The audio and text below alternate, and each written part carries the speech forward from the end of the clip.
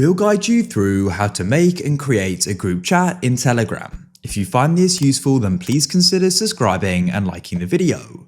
You can do this on an iPhone or an Android. This is super useful to go and do as you can have multiple different Telegram users and you can all chat together. First of all, you need to tap on the new chat button. On an iPhone, that's in the top right.